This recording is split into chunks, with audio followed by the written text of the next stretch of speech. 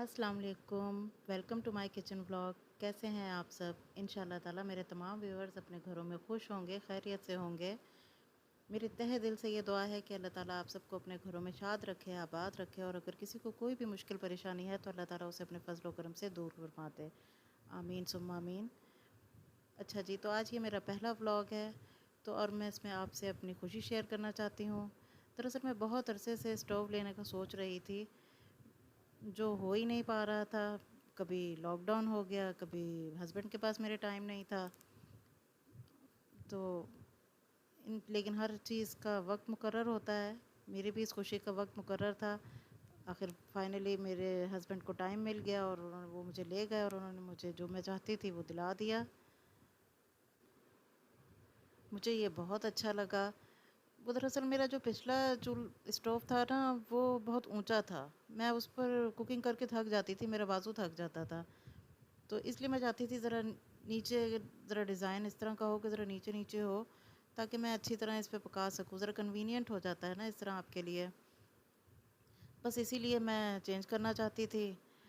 तो अल्हम्दुलिल्लाह के अल्लाह ताला ने मुझे ये दिया है। वो भी बहुत अच्छा था, उसके साथ भी बहुत अच्छा वक्त गुज़रा, और इंशाल्लाह ताला अब इसके साथ भी बहुत अच्छा वक्त गुज़रेगा मेरा इंशाल्लाह ताला। और मैं इसमें आपके लिए बहुत अच्छी अच्छी रेसिपीज़ बना के शेयर करूँगी।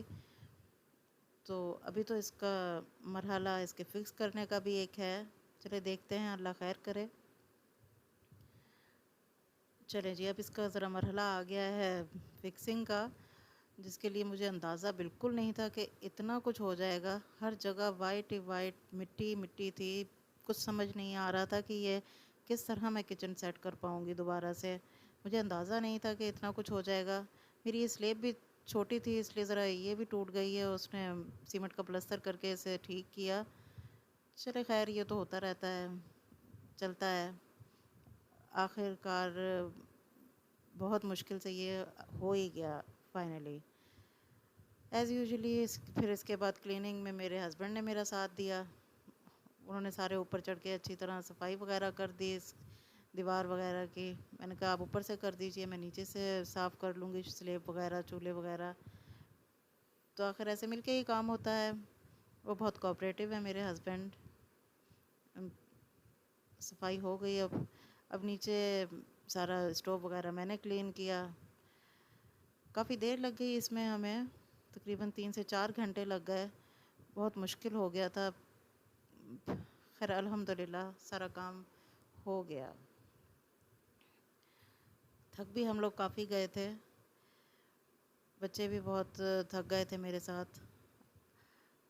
फाइनली हमने सारा कुछ साफ़ करके नीट एंड क्लीन कर लिया।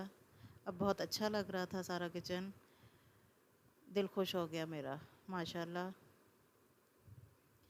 फिर साथ ही मेरे हस्बैंड ने फरमाइश कर दी कि अब मैंने इतना काम किया है तो मुझे ज़र्दा बना के दो।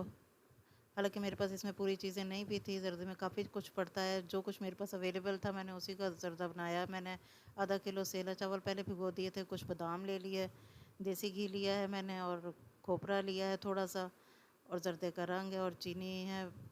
आधा किलो सेला चावल हैं तो इसमें चीनी थोड़ी सी आधा किलो से कम पड़ती है, वो मैं आपको अभी बताती हूँ।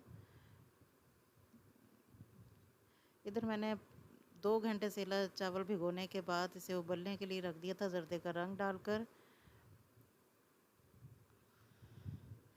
इसे मैं पूरा ही उबाल लूँगी, इसमें मैं एक आधी कोई कनी नहीं रखूँगी, क्योंकि इस तरह ज़रा से भी कच्चे चावल रखो तो वो फिर चीनी डालने के बाद गलते नहीं हैं। इधर कढ़ाई मैंने गैस पर रख दी है, अपने नए चूल्हे पर रख दी है। आज बहुत खुशी हो रही है मुझे ये बनाते हुए, बहुत अच्छा लग रहा है, बाजू भी नहीं थक रहा बिल्कुल। तो फिर मैंने कढ़ाई रख दी है, इसमें मैंने देसी घी डाल दिया आधी प्याली। अब मेरे पास इसमें इस वक्त छोटी इलायची नहीं थी, अगर आपके पास अवेलेबल हो तो आप उसमें छोटी इलायची डाल सकते हैं। इधर मैंने चावल ड्रेन कर लिए थे। ऑयल गर्म हो गया तो मैं इसमें सिंपल बस चावल ऐड कर दूंगी। आधा किलो चावल थे मेरे पास, तो चीनी मैं आधा किलो से कम यूज़ करूंगी। आधा किलो नाप के मैंने थोड़ी सी 1-2 मुट्ठियाँ निकाल ली थी। मैंने पहले एक चावल की तय लगा दी और उसके ऊपर पहले आधी चीनी डाल दी। इसके ऊपर मैं दोबारा आधे चावल डाल दूंगी और फिर चीनी डाल दूंगी, और फिर इसे अच्छी तरह मिक्स कर लेंगे। सिंपल, बहुत जल्दी से आसानी से ये ज़र्दा बन जाता है। लेकिन मैं उस दिन थक बहुत गई थी, इसलिए मुझे ज़रा टाइम लग गया था। मेरे हस्बैंड अब काम करके थक बहुत गए थे, तो उन्होंने कहा मैंने तो ज़र्दा ही खाना है तुम्हारे स्टोव की खुशी में, तो मुझे करना पड़ा रात के टाइम ये काम। बाकी की चीनी भी मैंने इसमें डाल दी और अब इसे मैं मिक्स करूँगी, और फिर चीनी भी अपना पानी थोड़ा सा छोड़ देगी। मीडियम फ्लेम पे मैं पानी को ज़रा खुश्क करके इसका तो सिंपल दम इसे लगा दूँगी। लेकिन चीनी ने अपना पानी छोड़ दिया है और बहुत अच्छी खुशबू आ रही है देसी घी की इसमें से। अब पानी इसका तकरीबन खुश्क हो गया है।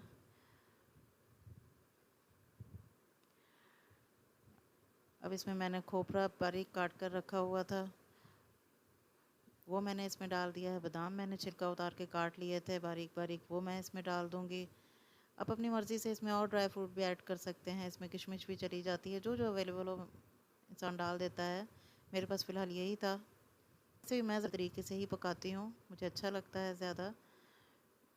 10 मिनट बाद मैंने दम खोला है, तो चावल तो गले हुए ही थे, बस चीनी से मिक्स हो गया अच्छी तरह। अब इसे मैं अच्छी तरह मिक्स कर लूँगी, और बहुत अच्छे, बहुत जल्दी बन गए थे ये, और बहुत ही मज़ेदार थे। देसी घी में और ज़्यादा मज़े के बनते हैं। आप इसे ट्राई कीजिएगा। मुझे फ़ीडबैक ज़रूर दीजिए कि आपको मेरा स्टोव कैसा लगा।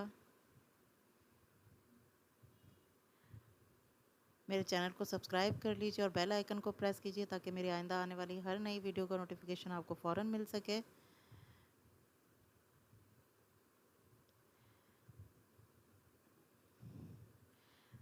ये देखिए जी, माशाल्लाह अल्हम्दुलिल्लाह हमारा ज़र्दा बिल्कुल तैयार है। फिर मिलेंगे किसी और ब्लॉग में या किसी और वीडियो में। तब तक के लिए अपना और अपने फैमिली का ख्याल रखिए। अल्लाह हाफ़िज़।